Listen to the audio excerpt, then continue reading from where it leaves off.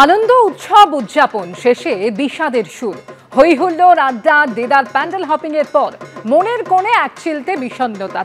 তার কারণ আজ বিদায়ের বিজয়া দশমী। আবার একটা বছরের জন্য অপেক্ষা করতে হবে মায়ের আগমনের জন্য। তার আগে আজকে প্রত্যেকেরই মন খারাপ, মনে বিষাদের সুর।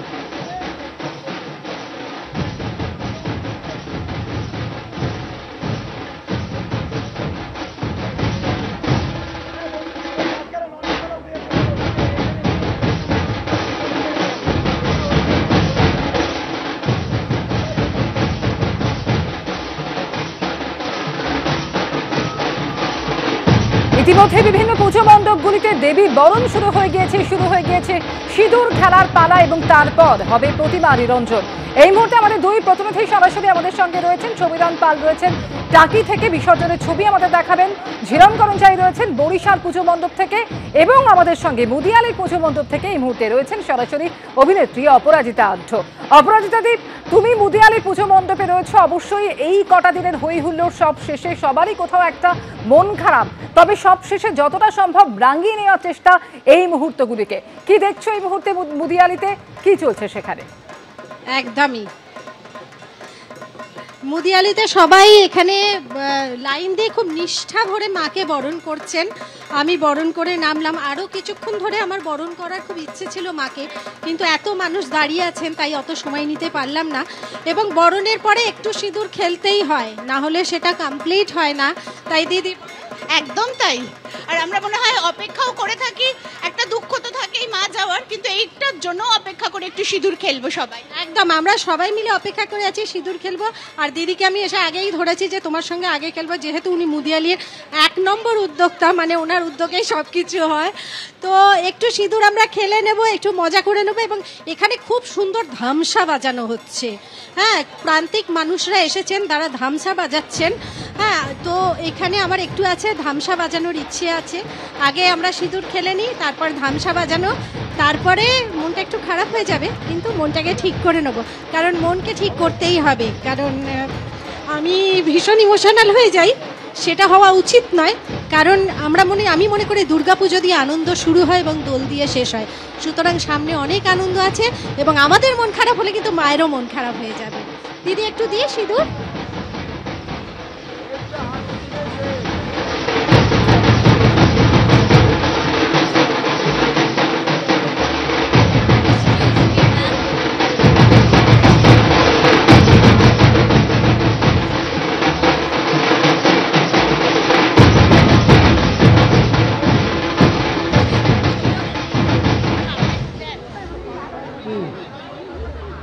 কালো হয়ে আছে না পেয়ে।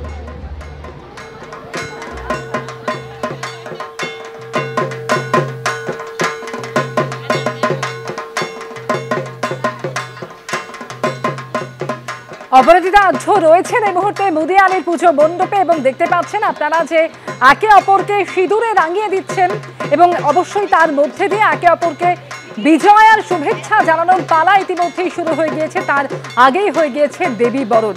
আবার গোটা একটা বছরের অপেক্ষা, দেদার হই হুল্লোড়, খাওয়া দাওয়া, প্যান্ডেল হপিং, তারপর সবার মনেই কোথাও বিষণ্ণতার ছোঁয়া। আরো একবার কথা বলবো এবিপি আনন্দের প্রতিনিধি হয়ে আজকে অপরাজিতা দি আমাদের সঙ্গে রয়েছেন।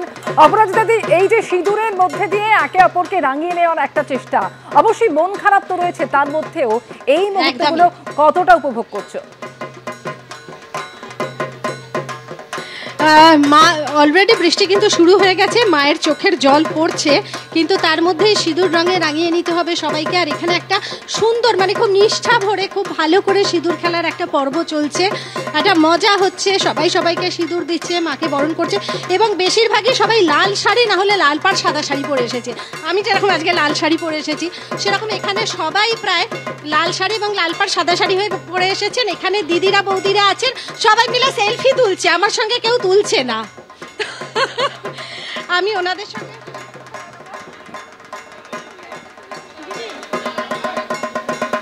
দিদি একটুখানি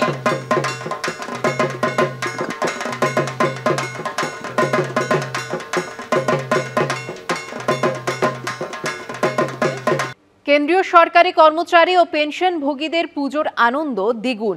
উৎসবের মরশুমে আরও ৩% ডিএ ঘোষণা করল কেন্দ্র। রাজ্যের সঙ্গে ফারাক বেড়ে দাঁড়ালো 40%। এ নিয়ে ফেসবুকে রাজ্য সরকারকে কটাক্ষ করেছেন শুভেন্দু অধিকারী। বিরোধী দলনেতাকে পাল্টা জবাব দিয়েছে তৃণমূল কংগ্রেস। পুজোর মধ্যেই পুজোর উপহার। বাংলার ঘরে ঘরে যখন নবমী নিশির বিষণ্ণতা, তখনই কেন্দ্রীয় সরকারি কর্মী এবং পেনশনভোগীদের জন্য এলো খুশির খবর। ফের ডিএ বৃদ্ধি করল কেন্দ্রীয় সরকার। আরও 3% ডিএ এবং ডিআর বৃদ্ধিতে শিলমোহর দিল কেন্দ্রীয় মন্ত্রিসভা। দেবীপক্ষের শুরুতেই বড়সড় রদবদল এসেছে জিএসটি কাঠামো। मैंने देशवासियों से भी ये वादा किया था कि इस दिवाली और छठ पूजा से पहले खुशियों का डबल धमाका होगा। বিষাদ বিজয়ের আগে নবমীতে কেন্দ্রের কর্মচারীদের উপহার দিল মোদী সরকার। বর্তমানে 55% হারে ডিএ পান কেন্দ্রীয় সরকারি কর্মী এবং পেনশনভোগীরা। 3% বেড়ে তা হল 58%। পশ্চিমবঙ্গে রাজ্য সরকারি কর্মচারীরা এখন ডিএ পান 18% হারে। ফলে কেন্দ্রের সঙ্গে ফারাক বেড়ে দাঁড়ালো 40%। এ নিয়ে নিজের ফেসবুক পেজে বিরোধী দলনেতা লিখেছেন, দুর্ভাগ্যবশত কেন্দ্রীয় সরকারি কর্মচারী এবং পশ্চিমবঙ্গ সরকারি কর্মচারীদের প্রাপ্ত ডিএর হারের ক্রমবর্ধমান তফাৎ আরও এক ধাপ বৃদ্ধি পেল। এই উৎসবের মুহূর্তে নরেন্দ্র মোদীজি কেন্দ্রীয় সরকারি কর্মচারী এবং পেনশনার্সদের এবং কেন্দ্রীয় সরকারি বিদ্যালয়ের শিক্ষকদের, অধ্যাপকদের, এইমসের ডাক্তারদের, যারা কেন্দ্রের আন্ডারে, তাদেরকে 3% ডিএ প্রদানের কথা ঘোষণা করলেন। রাজ্যের সঙ্গে তফাৎ হয়ে গেল 38%। আপনাদের বিজেপি শাসিত অর্ধেক রাজ্যই তো কেন্দ্রের সমান হারে দেয় না। আপনি আবার বড় বড় কথা কি বলছেন? এরকমও তো বক্তব্য আছে যে আমাদের এখানে তো পেনশনও পায়, বহু রাজ্যে তো পেনশনও পান না। কেন্দ্রীয় সরকার বাংলার 1,95,000 কোটি টাকা আটকে রেখেছে, তো সেগুলো না দিয়ে আপনারা এই সমান এত তফাৎ এই কথাগুলো বলতে আপনাদের লজ্জা করছে না? 1 জুলাই থেকে কার্যকর এই সিদ্ধান্ত। সেক্ষেত্রে 3 মাসের বকেয়া ডিএ অক্টোবরে বেতনের সঙ্গে পাবেন কেন্দ্রীয় সরকারি কর্মচারীরা। পেনশনভোগীদের ক্ষেত্রেও একই নিয়ম প্রযোজ্য। 18% আমরা পাচ্ছি আর 58% ডিএ পাচ্ছে কেন্দ্রীয় সরকার। আমরা এখনো পিছিয়ে রইলাম 40%। অর্থাৎ এই 40% মহার্ঘবতা যতদিন না আমরা পাচ্ছি ততদিন আমাদের বেতন কমিশন হবে না। অথচ কেন্দ্রীয় সরকারের বেতন কমিশন ঠিক 1/1/2026-এ লাগু হতে যাচ্ছে। এই যে বঞ্চনা, এই বঞ্চনার কারণেই কিন্তু আমরা পঞ্চম বেতন কমিশনের ডিএ নিয়ে মামলা করেছিলাম। সেই মামলা কর্মচারী সমাজ জানে। কেন্দ্রীয় সরকারের তথ্য অনুযায়ী এর ফলে উপকৃত হবেন 49,19,000 কেন্দ্রীয় সরকারি কর্মী এবং 69 লক্ষ পেনশনভোগী। এর জন্য প্রতি বছর সরকারের বাড়তি খরচ হবে প্রায় 10,084 কোটি টাকা। পুজোর মরশুমে 3% ডিএ এবং ডিআর বাড়ানোর কথা ঘোষণা করেছে ত্রিপুরার বিজেপি শাসিত মানিক সাহার সরকারও, যা কার্যকর হলো নবমীর দিন থেকে। বুধবার থেকে 36% হারে ডিএ পাবেন ত্রিপুরার রাজ্য সরকারি কর্মচারীরা।